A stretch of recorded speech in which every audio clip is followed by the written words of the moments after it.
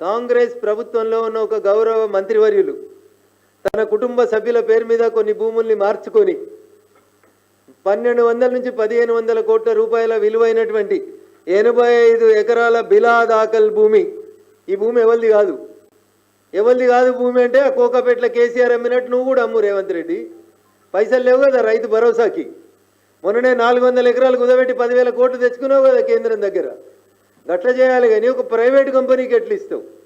లేదు నిజంగా మీది ఇందిరమ్మ రాజ్యమే అయితే నిన్న ఆఫీస్ ఓపెన్ చేసిన కాడ ఏదో చెప్పినావు కదా, మేము పేదోళ్ళ కోసం 140 ఏళ్ళ కోసం కష్టపడ్డామని.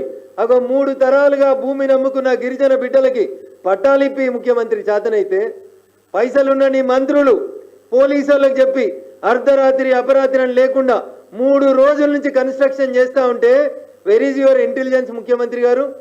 ఏ మంత్రి కబ్జా చేస్తున్నాడు? ఏ మంత్రి ఆ కంపెనీ వాళ్ళకి సపోర్ట్ చేస్తూ ఉన్నాడు? ఎందుకు బిలా దాఖలా భూమి వేరే వాళ్ళ పేరు మీదకి పోతుంది అనేది ఒకసారి ఆలోచించుకోవాలి. ఎలక్టరల్ బాండ్లు తీసుకొచ్చి పెడుతుండు మా నరసన్న పక్కన. ఇలా కొన్ని కంపెనీ వాళ్ళు కాంగ్రెస్ వాళ్ళకి ఎలక్టరల్ కోల్స్ ఇచ్చిర్రు 10 కోట్ల రూపాయలు అని అన్న రాసిస్తున్నాడు. ఎలక్టరల్ రోల్స్ ఏంది, దాని సంగతి ఏంది అనేది ఇప్పుడు నేను మాట్లాడాను. Today it is not my subject. కానీ ఇప్పుడు అక్కడికి వచ్చినటువంటి అరవిందో కంపెనీ కానీ అపర్ణ కన్స్ట్రక్షన్స్ కానీ లేకపోతే ఇంకో 3-4 కన్స్ట్రక్షన్ కంపెనీల పేర్లు ఈ పహానీలలో ఎంట్రీ చేస్తుర్రన్న. వీళ్ళందరూ కూడా పరోక్షంగా ప్రత్యక్షంగా కాంగ్రెస్ పార్టీతో కలిసి కొనసాగుతున్నట్టు చాలా స్పష్టంగా కనబడతా ఉంది. నేను చెప్పిన పేర్లు మీడియా ముందు నిత్యానంద రెడ్డి గారు మీరు బాధపడొద్దు, ఇది నా రిపోర్ట్ కాదు. This is the report given by the joint collector. సీసీఎల్ఏకి పంపించిన రిపోర్ట్లో మీ అందరి పేర్లు రాసింది, మీరందరు దరఖాస్తులు పెట్టిందని రాసింది. అందుకనే మీరు పేర్లన్నీ కూడా బయటికి చదవాల్సి వచ్చింది. ఈ బ్రీఫ్ నోట్లో ప్రభుత్వానికి వచ్చినటువంటి ఈ గ్యాప్ ఏరియా ఏదైతే వచ్చిందో ఆ గ్యాప్ ఏరియాని అదొకటే సూట్ ప్రశ్న రేవంత్ రెడ్డి గారికి. 85 ఎకరాల బిలా దాఖల భూమి ఎంత దూరం ఉంది ఇది కోకాపేటకి? కేసీఆర్ అమ్మిన 100 కోట్ల రూపాయలకి ఎకరం భూమికి మా అంటే 3 కిలోమీటర్ల దూరం ఉంది. ఇది మ్యాక్సిమం అంటే 3 కిలోమీటర్ల దూరంలో ఉంది. ఆయన 100 ఎకరాలు అమ్మితే 100 కోట్లు ఇంటూ 100 ఎకరాలు. ఆయనకు ప్రభుత్వ ఖజానాకు వచ్చినాయో రాలేదో రిజిస్ట్రేషన్ అయిందో నాకు తెలియదు.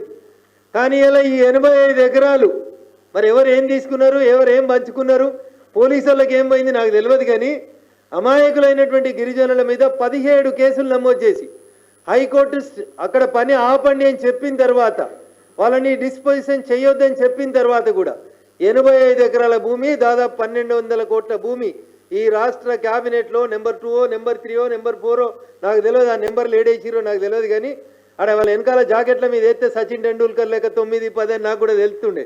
కానీ ఒక మంత్రి బాజాబ్తా దగ్గరుండి చేపిస్తున్నాడు. అయ్యా రేవంత్ రెడ్డి గారు ఇంకా ఢిల్లీలోనే ఉన్నారు కాబట్టి ఒకసారి వినుండ్రి మా ప్రెస్ మీట్. మా ఇంటెలిజెన్స్ మిత్రుల్ని ముఖ్యమంత్రి గారికి పంపమని చెప్పుండ్రి. అయ్యా డీజీపీ గారు కోర్టు పని జరగొద్దని చెప్పిన తర్వాత మీ మెదక్ జిల్లా పోలీసు వాళ్ళు వాళ్ళకి వేరే రూల్ ఉంటుందేమో నాకు తెలియదు. మరి మీరు నిజంగా ఈ భూములలో మీ పోలీసు వాళ్ళు పని ఆపకపోతే దీన్ని ఇంకో లగచర్లగా మీరు మార్చమని కోరుకుంటే we're ready to do it. Raghunandan Rao మిగతా వాళ్ళలాగా అది చెప్పిన తర్వాతనే చేస్తాడు కాబట్టి చెప్పుదామని వచ్చినాం. ఎలిమెల్ల చెప్తే ఇనొత్తదో ఇనరాదని భాగ్యనగరానికి వచ్చినాం. మీ ఆఫీస్కి 100 గజాల దూరంలో నిలబడి మాట్లాడుతూ ఉన్నాం. అయ్యా సీసీఎల్ఏ నవీన్ మిట్టల్ గారు, మీరు ఇచ్చినటువంటి అక్రమ ప్రొసీడింగ్స్, మీరు ఎవరెవరి పేరు మీదనైతే పట్టా ఇమని ప్రొసీడింగ్ ఇచ్చిరో వాటినన్నింటినీ బేషరతుగా రద్దు చేయాలి. 85 ఎకరాల బిలా దాఖల భూమి కబ్జాలున్న గిరిజనులకు ఇవ్వాలి. లేదు కాదు కూడదు, ఇట్లే ప్రైవేట్ వ్యక్తులకి బౌన్సర్లను పెట్టి పోలీసు వాళ్ళని పెట్టి మీరు కబ్జాలు ఇప్పిస్తామంటే ఏం దాకానైనా కొట్లాడుతుంది తెలంగాణ సమాజం తప్ప ఆగదని చెప్పి ఈ సందర్భంగా ఈ రాష్ట్ర ముఖ్యమంత్రి గారికి డీజీపీ గారికి హెచ్చరిక చేస్తూ ఉన్నాం.